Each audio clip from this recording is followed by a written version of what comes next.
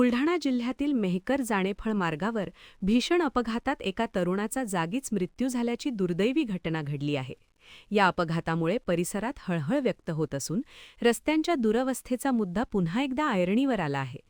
मिळालेल्या माहितीनुसार 27 मार्च रोजी दुपारी 2:30 वाजताच्या सुमारास धनंजय गिरे वय 35 हे मेहकरहून जाणेफळकडे दुचाकीने जात असताना समोरून येणाऱ्या MH19 AX 7233 क्रमांकाच्या कारने त्यांना जोरदार धडक दिली. धडक इतकी भीषण होती की धनंजय गिरे यांचा जागीच मृत्यू झाला.